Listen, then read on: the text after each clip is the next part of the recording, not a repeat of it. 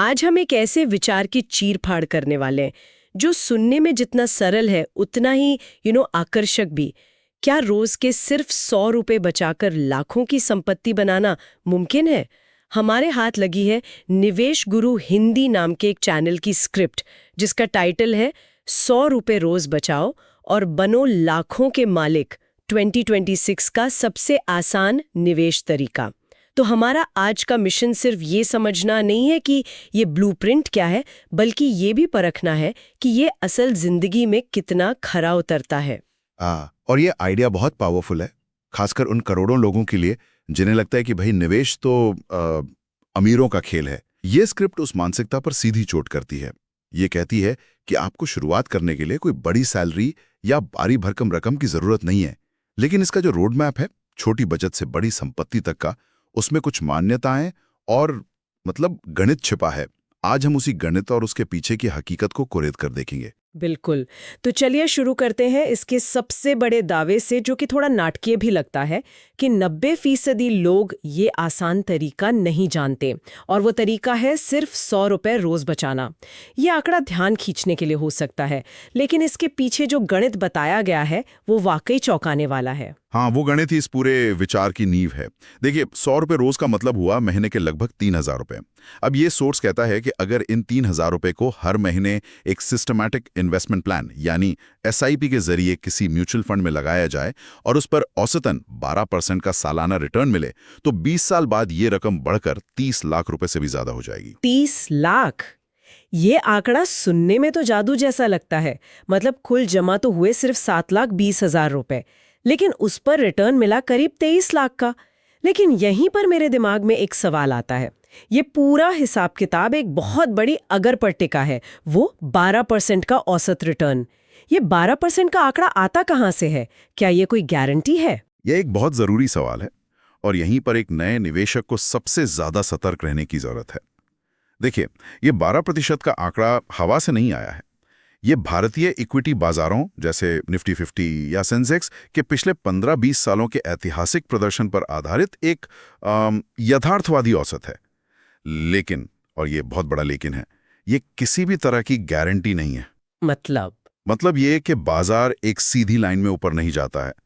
ऐसे कई साल हो सकते हैं जब रिटर्न 25-30% हो, और ऐसे भी साल होंगे जब रिटर्न नेगेटिव यानी -10% या -15% भी हो सकता है। ये 12% का औसत लंबी अवधि में ही काम करता है।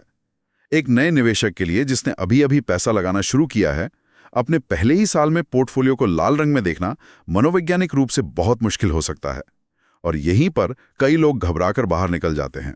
तो ये जो कंपाउंडिंग का जादू है जिसकी बात स्क्रिप्ट में की गई है, उसे काम करने के लिए सिर्फ पैसा नहीं बल्कि जिगरा भी चाहिए। बिल्कुल सही कहा। कंपाउंडिंग का मतलब ही है ब्याज पर ब्याज। आपका पैसा आपके लिए और पैसा कमाता है। ये एक स्नोबॉल की तरह है जो पहाड़ से लुढ़कते हुए धीरे धीरे बड़ा होता जाता है। शुरुआत में पहले 5-7 साल इसकी ग्रोथ बहुत धीमी लगती है। आपको लगेगा कि कुछ हो ही नहीं रहा। असली रफ्तार तो ये 10-12 साल के बाद पकड़ता है। तो ये जादू तो है, लेकिन ये धैर्य और अनुशासन का जादू है, अलादीन के चिराग का नहीं। ठीक है, तो ये साफ हो गया कि गणित काम करता है पर शर्तों के साथ, और यहीं से एक आम निवेशक के मन में डर पैदा होता है। वो सोचता है इतना रिस्क क्यों लेना, क्यों ना मैं अपना पैसा सुरक्षित रखूं। और ये हमें स्क्रिप्ट के अगले बहुत ही महत्वपूर्ण हिस्से पर लाता है, SIP और फिक्स्ड डिपॉजिट यानी FD की क्लासिक लड़ाई। हाँ, ये सुरक्षा बनाम विकास की सदियों पुरानी बहस है। स्क्रिप्ट इन दोनों के बीच एक बहुत ही प्रैक्टिकल लाइन खींचती है। FD मतलब सुरक्षा की गारंटी, आपका पैसा बैंक में है, महफूज है, और आपको 6-7% का एक तय रिटर्न मिल रहा है, कोई टेंशन नहीं।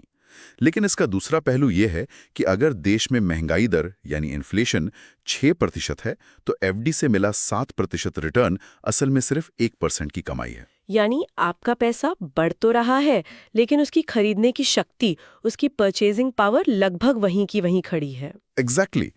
वहीं दूसरी तरफ SIP के जरिए म्यूचुअल फंड में निवेश है, जिसमें बाजार का रिस्क है, वैल्यू रोज ऊपर नीचे होगी, लेकिन लंबी अवधि में, जैसा हमने अभी बात की, यहाँ महंगाई को मात देकर असली वेल्थ बनाने की संभावना कहीं ज्यादा है। तो इस सोर्स के मुताबिक एक स्मार्ट स्ट्रैटेजी क्या है? क्या एक को चुनकर दूसरे को पूरी तरह छोड़ देना चाहिए? नहीं, और यही इस स्क्रिप्ट की सबसे समझदारी वाली बातों में से एक है। ये किसी एक को हीरो और दूसरे को विलन नहीं बनाती, ये एक संतुलित नजरिया देती है। रणनीति बहुत साफ है।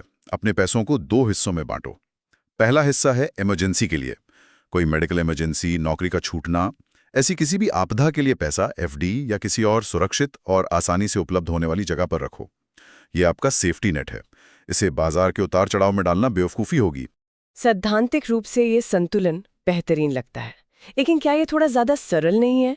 आज के दौर में जहां एफडी का रिटर्न इतना कम है, क्या लोग अपने इमरजेंसी फंड को भी बेहतर तरीके से नहीं रख सकते? क्या हम उसे यूं ही पड़े रहने देकर उसकी वैल्यू कम कर रहे हैं? ये एक बहुत वैलिड पॉइंट है और एडवांस निवेशक ऐसा सोचते भी हैं। वे लिक्विड फंड्स या शॉर्ट टर्म डेट फंड्स जैसे विकल्प देखते हैं। लेकिन हमें ये याद रखना होगा कि ये स्क्रिप्ट एक शुरुआती निवेशक को ध्यान में रखकर लिखी गई है, जिसके लिए सबसे बड़ी प्राथमिकता है अपने पैसे को समझना और सुरक्षित महसूस करना। इमरजेंसी फंड का पहला और आखिरी मकसद रिटर्न कमाना नहीं, बल्कि जरूरत के वक्त बिना किसी नुकसान के तुरंत उपलब्ध होना है। इस लिहाज से एफडी अपनी भूमिका बखूबी निभाती है। एक बार जब निवेशक थोड़ा सहज हो जाए तो वो जरूर बेहतर विकल्प तलाश सकता है। और पैसों का दूसरा हिस्सा? वो है आपके लंबे समय के लक्ष्यों के लिए। वेल्थ क्रिएशन, रिटायरमेंट, बच्चों की पढ़ाई। इस पैसे के लिए एसआईपी का रास्ता चुनें, क्योंकि यहां आपके पास समय है जो बाजार के उतार चढ़ाव को सोखने में मदद करेगा। तो ये रणनीति जोखिम और सुरक्षा के बीच एक बेहतरीन बैलेंस बनाने की कला सिखाती है। हर फाइनेंशियल टूल का एक मकसद होता है और स्मार्ट निवेशक उन्हें सही मकसद के लिए इस्तेमाल करता है। ठीक है, तो मान लिया कि हमने जोखिम और सुरक्षा के बीच संतुलन बना लिया और एसआईपी के जरिए बाजार में उतरने का फैसला कर लिया। लेकिन ये सब सैद्धांतिक है। असली दुनिया में जब कोई ऐप खोलता है तो सैकड़ों फंड्स दिखाई देते हैं। ये एक जंगल की तरह है। तो क्या ये स्क्रिप्ट हमें इस जंगल से बाहर निकलने का कोई नक्शा देती है? पैसा लगाना कहाँ है? हाँ, और ये शुरुआती लोगों की सबसे बड़ी उलझन को बहुत अच्छे से हल करती है। ये फैंसी नामों या जटिल रणनीतियों के बजाय 2 बहुत ही सीधे रास्ते सुझाती है। पहला है index fund SIP. Index fund, इसे आसान भाषा में कैसे समझेंगे? इसे ऐसे समझिए कि आप पूरे बाजार की औसत पर दांव लगा रहे हैं। जैसे भारत में निफ्टी 50 एक इंडेक्स है जिसमें देश की 50 सबसे बड़ी और स्थापित कंपनियां शामिल हैं। इंडेक्स फंड बस इसी इंडेक्स की हूबहू नकल करता है। अगर बाजार 10% ऊपर गया तो आपका फंड भी लगभग उतना ही ऊपर जाएगा। इसमें किसी फंड मैनेजर को बहुत ज्यादा दिमाग लगाकर शेयर चुनने की जरूरत नहीं होती। इसलिए इसका मैनेजमेंट खर्चा, जिसे एक्सपेंस रेशियो कहते हैं, वो बहुत कम होता है। ये नए लोगों के लिए बेहतरीन है क्योंकि आप किसी एक कंपनी के अच्छे या बुरे प्रदर्शन पर निर्भर नहीं हैं, आप पूरी अर्थव्यवस्था की ग्रोथ पर भरोसा कर रहे हैं। ठीक है, ये समझ आया। एक तरह से don't try to be a hero, just follow the market. बिल्कुल। और दूसरा विकल्प क्या है? दूसरा विकल्प है लार्ज कैप म्यूचुअल फंड। इसमें भी पैसा देश की सबसे बड़ी और स्थापित कंपनियों में ही लगता है। ये वो कंपनियां हैं जो सालों से बाजार में हैं, जिनका बिजनेस मॉडल साबित हो चुका है। एक मिनट, लेकिन क्या इन दोनों में बहुत ज्यादा ओवरलैप नहीं है? निफ्टी 50 में भी तो देश की सबसे बड़ी कंपनियां आई हैं जो लार्ज कैप हैं। तो एक नया निवेशक इन दोनों में से असल में कैसे चुनेगा? ये थोड़ा कंफ्यूजिंग है। ये बेहतरीन सवाल है। हाँ, इनमें बहुत ज्यादा ओवरलैप होता है। निफ्टी 50 इंडेक्स फंड असल में एक तरह का लार्ज कैप फंड ही है, लेकिन ये पैसिवली मैनेज्ड होता है, यानी ये सिर्फ इंडेक्स की नकल करता है। दूसरी तरफ जो एक्टिव लार्ज कैप फंड होते हैं, उनमें एक फंड मैनेजर होता है जो अपनी रिसर्च और समझ के हिसाब से ये तय करता है कि उन टॉप कंपनियों में से किसे खरीदना है, किसे बेचना है और कब खरीदना बेचना है। अच्छा, तो एक में मशीन काम कर रही है और दूसरे में इंसान का दिमाग। आप ऐसा कह सकते हैं। एक्टिव फंड का मकसद इंडेक्स के रिटर्न को बीट करना, यानी उससे ज्यादा कमाना होता है, लेकिन इसके लिए वो ज्यादा फीस भी लेता है। आंकड़े बताते हैं कि लंबी अवधि में ज्यादातर एक्टिव लार्ज कैप फंड्स अपने इंडेक्स को बीट नहीं कर पाते हैं। इसलिए ज्यादातर एक्सपर्ट्स आज नए निवेशकों को कम खर्चे वाले इंडेक्स फंड से ही शुरुआत करने की सलाह देते हैं। स्क्रिप्ट का दोनों विकल्प देना अच्छा है, लेकिन ये बारीक अंतर समझना जरूरी है। और इस निवेश के साथ जो सबसे जरूरी चेतावनी जुड़ी है वो है समय सीमा। हाँ, ये शायद सबसे अहम बात है। ये सोर्स बार बार जोर देता है कि ये लंबी अवधि का खेल है। 10, 15, 20 साल। ये कोई गेट रिच क्विक स्कीम नहीं है। अगर कोई ये सोचकर पैसा लगा रहा है कि 1-2 साल में वो लखपति बन जाएगा, तो उसे निराशा ही हाथ लगेगी और वो शायद नुकसान में ही बाहर निकलेगा। समय ही वो खाद पानी है जो कंपाउंडिंग के बीच को एक बड़ा पेड़ बनाता है। मान लीजिए 2 दोस्त हैं, अमन और वरुण। अमन 20 साल की उम्र में 3,000 रुपये महीना निवेश करना शुरू करता है। वहीं वरुण थोड़ा इंतजार करता है और 30 साल की उम्र में निवेश शुरू करता है, लेकिन वो अमन से दुगनी रकम यानी 6,000 रुपये महीने लगाता है। दोनों को 12% का रिटर्न मिलता है और दोनों 60 की उम्र तक निवेश करते हैं। आपको क्या लगता है किसके पास ज्यादा पैसा होगा? वरुण के पास, क्योंकि वो हर महीने डबल पैसा लगा रहा है। ज्यादातर लोगों को यही लगता है, लेकिन जवाब है अमन। 60 की उम्र में अमन के पास वरुण से कहीं ज्यादा पैसा जमा होगा, बावजूद इसके कि उसने जीवन भर में कुल कम पैसा निवेश किया। ऐसा इसलिए क्योंकि उसके पैसे को बढ़ने के लिए 10 साल ज्यादा मिले। उन शुरुआती 10 सालों का पैसा अगले 30 सालों तक कंपाउंड होता रहा। ये दिखाता है कि निवेश में आपके पैसे की मात्रा से ज्यादा जरूरी है कि आप उसे कितना समय देते हैं। ये बात तो हम सब जानते हैं या कहीं ना कहीं सुनी जरूर है। फिर भी लोग टाल-मटोल क्यों करते हैं? क्यों सोचते हैं अगले महीने से जब सैलरी बढ़ेगी तब, थोड़ा और सीख लूं तब? क्या ये सिर्फ पैसे की कमी है या हमारी आदतों और मनोविज्ञान का खेल है? ये 90% मनोविज्ञान और 10% पैसे की बात है। निवेश में सबसे बड़ी बाधा जानकारी की कमी नहीं, बल्कि एक्शन लेने में देरी है।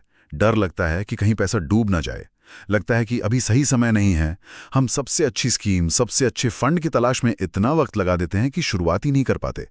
इसी मनोवैज्ञानिक बाधा को तोड़ने के लिए स्क्रिप्ट के अंत में एक बहुत ही प्रेरक लाइन इस्तेमाल की गई है। हाँ, वो लाइन है, आज अगर आपने शुरुआत कर दी तो आने वाला समय आपको धन्यवाद देगा, लेकिन अगर टालते रहे तो वही समय आपको पछतावा देगा।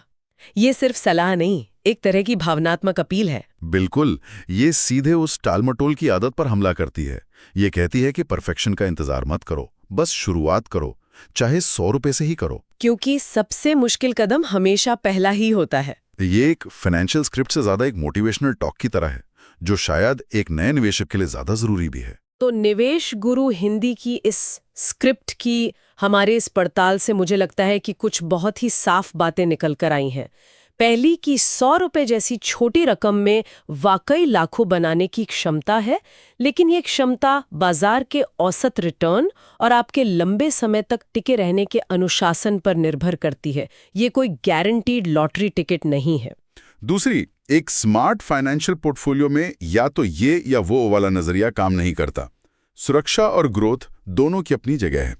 एफडी का मकसद पूंजी को सुरक्षित रखना है और एसआईपी का मकसद उसे बढ़ाना है। ये संतुलन बनाने की कला हर निवेशक को सीखनी चाहिए। और तीसरी और शायद सबसे महत्वपूर्ण बात कि निवेश की दुनिया में कब शुरू किया जाए, ये कितना लगाया जाए, इससे कहीं ज्यादा ताकतवर है। समय आपका सबसे बड़ा दोस्त है और जितनी जल्दी आप उसे अपने साथ कर लेंगे, आपकी फाइनेंशियल यात्रा उतनी ही आसान और सफल होगी। हाँ, ये स्क्रिप्ट निवेश के क्या और कैसे पर एक शानदार शुरुआती गाइड है। ये जटिल विषयों को बहुत सरल बनाती है, लेकिन एक सवाल है जिस पर यह पूरी चर्चा आके रुक जाती है। एक ऐसा सवाल जिसका जवाब ये स्क्रिप्ट नहीं देती, क्योंकि वो हर व्यक्ति के लिए अलग होगा। वो रोज का 100 रुपया आएगा कहाँ से? ये एक बहुत ही दिलचस्प और हाँ, बुनियादी सवाल है। हाँ, क्योंकि ये निवेश को एक गणितीय अभ्यास से निकालकर एक व्यक्तिगत आदत में बदल देता है। ये सही है। ये स्क्रिप्ट आपको मंजिल तक पहुंचने का नक्शा देती है, लेकिन उस यात्रा के लिए जो ईंधन चाहिए वो आपको अपनी रोज की आदतों में से ही निकालना होगा। ये सोचने पर मजबूर करता है कि क्या रोज की एक बाहर वाली चाय या कॉफी कम की जा सकती है? क्या महीने के 2 ऑनलाइन फूड ऑर्डर कम हो सकते हैं? या कोई और छोटा मोटा खर्च है जिसे आसानी से बचाया जा सकता है? ये सोचना दिलचस्प होगा कि कौन सी एक छोटी आदत या खर्च बदला जा सकता है ताकि ये वित्तीय यात्रा, जो कागज पर इतनी आकर्षक लग रही है, हकीकत में शुरू हो सके। क्योंकि लाखों का सफर पहले 100 रुपए को बचाने से ही शुरू होता है।